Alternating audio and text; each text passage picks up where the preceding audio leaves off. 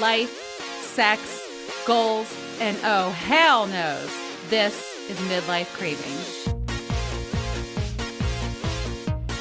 What to expect when you're having an affair.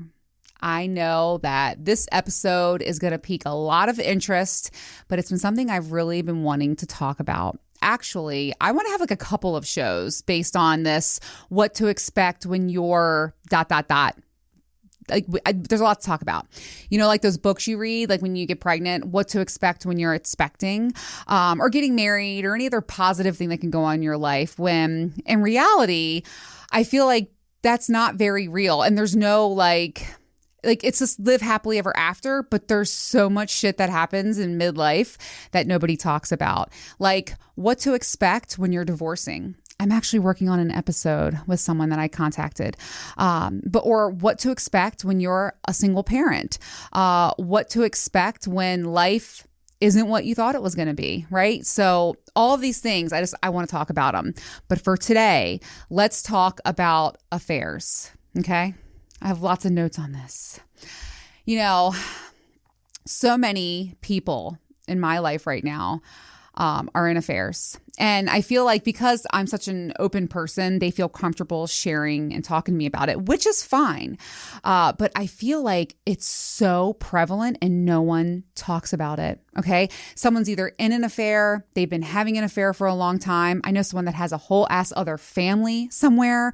Okay. Or I know many people who are dabbling, like they're starting emotional affairs, and they say to me, you know, Adrian, like, this is what's been happening, or this, you know, this guy from high school wants to go have lunch with me. And I try to be very open. I try to listen and hear what they have to say. But if they ask me for advice, I always tell them, don't do it. It's not worth it. And also majority of my DMs are about someone who wants to step out, or someone who's frustrated so much. They're like, that's it. I'm going to find a side piece or whatever. It's everywhere. And I want to speak on it. I want to share my experience with it. And if I can save one person here from entering into one, I feel like this will be a success for me. Like I've accomplished my goal. And listen, I know that stuff can happen. It's happened to me, but the reality is, and I'll talk about that more at the end of this episode, it never ends well. Okay. Even if you don't get caught, it doesn't end well for the parties involved. Okay. It just doesn't. You know, and let me say this. Let me start by saying this. I have been involved in every situation possible when it comes to affairs. Okay. I have been the one having the affair. I have been the affair partner, and I have also been cheated on countless times. Okay. And then imagine the times that I didn't even know about. All right. If you've listened to episodes earlier on, then you are familiar with the name Mr. July. I openly shared my experience in that affair, and it's a dramatic episode. It's a dramatic ending on episode. There's a bonus episode. It's called Remember Who the Fuck You Are. And I talked about that it was a very vulnerable, and I was exposing myself because it was so real and so raw. I had just officially ended things with him after, God, what was it, like 2 years? And, that episode is still hard for me to listen to, but that's when I decided, like, that affair situation, it changed me forever. It woke my ass up, and I will never, ever, ever be any part of an affair ever again. Okay. There's a lot of things. There's lots of things to discuss when it comes to affairs, but in today's episode, I'm going to be focusing on what can you expect if you are actively having an affair, and the impacts that will most likely happen that it will have on your life. Okay, so this episode is what to expect if you're having an affair. All right. And listen, I just want to say something else too. If you've found this episode and you're someone that has caught your partner in an affair, or, you know, you just found out about an affair and you've been cheated on, I'm so sorry. It is vital for you to know and to understand that your partner cheating on you has absolutely nothing to do with you. It truly doesn't. 100% of when I've been involved in affairs, it's because of my own issues, my own insecurities, and my very own shortcomings. It had absolutely nothing to do with my partner. Okay. So if you're dealing with this right now, I'm really sorry, but please know it has nothing to do with you. And there was absolutely nothing you could have done to stop that affair from happening. You know, a lot of my friends will talk about, what if he cheats on me? Or what if he steps out? Or what if he does like his coworker? Or, oh my God, what if that friend that's a girl isn't really a friend? You can what if yourself to death. But at the end of the day, if your partner's going to cheat on you, they're going to cheat on you. And no amount of worry, stress, or anxiety is going to change that outcome. And it has, again, nothing to do with you. Okay, I just want to give that disclaimer because I know how intense this situation can be. I know how hard it can be. And so I just want to say that. Okay, so what to expect if you're having an affair? High highs, low lows, disassociation, flat out chaos. That pretty much sums it up, okay? If you are currently in one, I bet that all of those words resonate with you. I can guarantee it. You can expect that once you cross that line, okay, an emotional or physical affair, your current relationship will never, and I mean ever, be the same, okay? You will mourn what you had before you stepped out.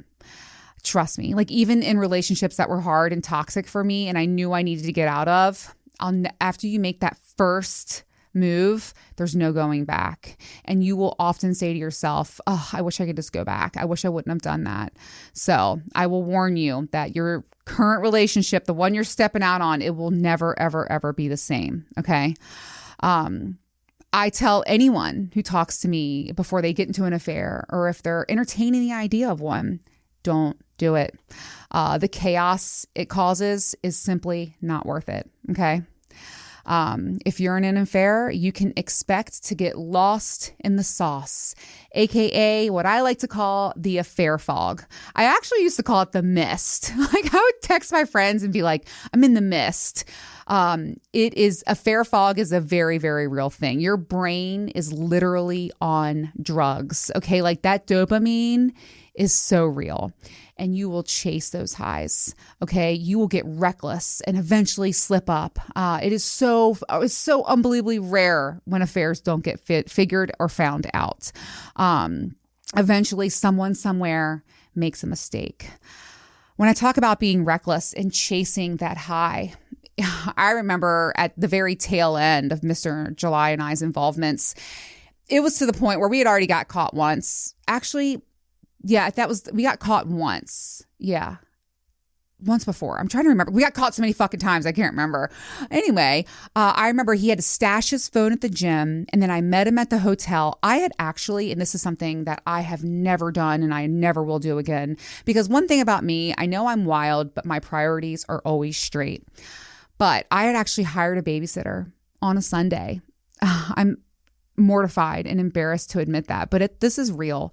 That was the level I was willing to go to chase that high with him, to get that, you know what I mean? Like, I just can't even tell you. He was stashing his phone, hiding. I mean, we were so reckless. That's extremely reckless behavior. Okay. And if you're in an affair, you need to expect that. You're going to find yourself there too. Okay. Because it is intoxicating. It just is. You can expect and remember that what goes up must come down. We talked about those high highs and those low lows. It is a roller coaster that you will never be able to imagine. Okay. I like to tell the story about how when I would go meet him at hotels and stuff, the drive there, I would literally be like gripping my steering wheel. My heart would be racing. I felt like it was Christmas morning. Okay. I think we used to text each other and be like, Merry Sexmas Eve the night before. There's nothing cute about that. Nothing funny about that. But I would drive there and I would be so excited, like high. I was literally like racing to get to him. And then the moment that hotel door would close behind me, the guilt, the shame, oh my gosh, it was like the highest high, the lowest low. So I'm telling you, if you're in an affair, expect to ride this ride. And it's a lot of high highs and a lot of low lows, ups and downs, baby. Okay, like you need to expect that for real. Expect to learn the word limerence. Let's talk about this. And you need to accept that when you're in an affair, that's what you're experiencing.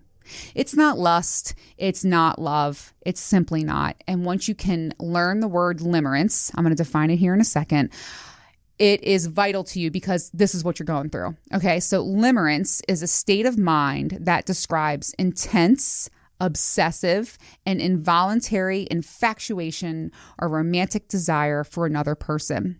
It can feel irrational and intrusive, and it is different from love or lust because it's based on the uncertainty that the other person also desires you. I have a couple examples I want to talk about here because I can't stress to you enough. I thought I was in love with him. I was like, nope, we are different. No one knows. Like we're different. This is real. It felt that real to me. But in reality, it wasn't at all. And when I started learning about limerence and really taking a step out and looking from the outside looking in, I was like, yeah, it was limerence. Okay, so difference between love and limerence. I'm going to give you a few.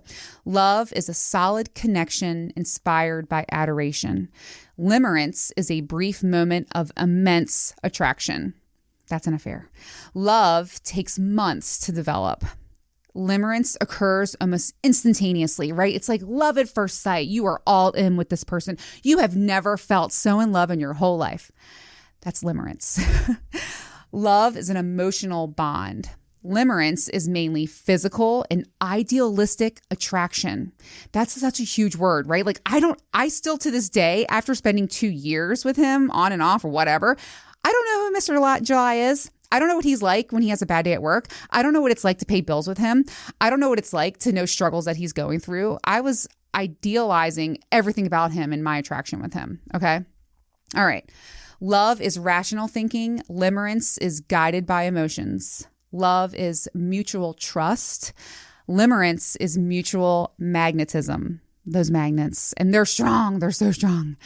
Love is a deep understanding of flaws and imperfections. Limerence is focusing on perfections and looking for emotional, sexual gratifications.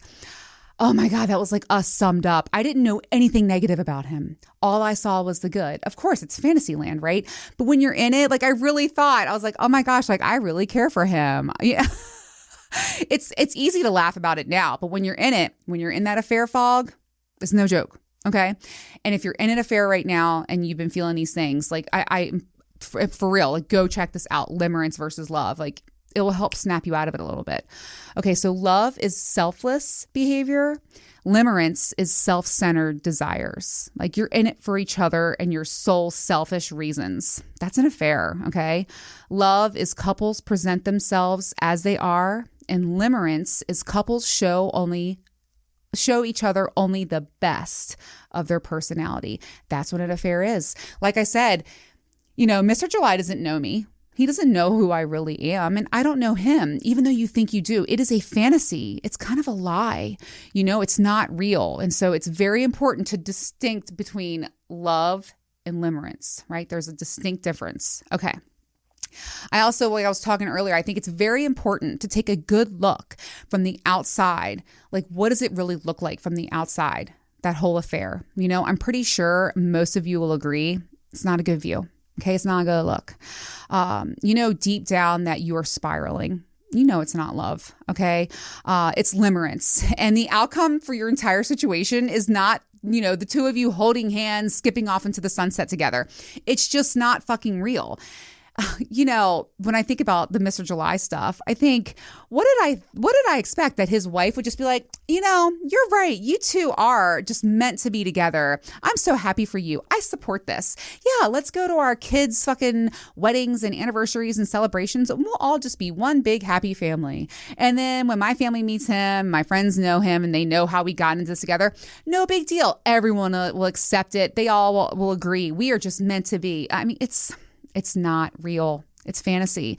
And when you put yourself down that path with the person that you're in the affair with, you see that and you realize it quickly. Okay. So take some time to think about that outside looking in. All right. What to expect if you're in an affair, you need to expect that you're going to feel a lot of confusion and a hell of a lot of guilt. Okay. Now listen, there's narcissists out there. This is their thing. This is what they do. Good on them.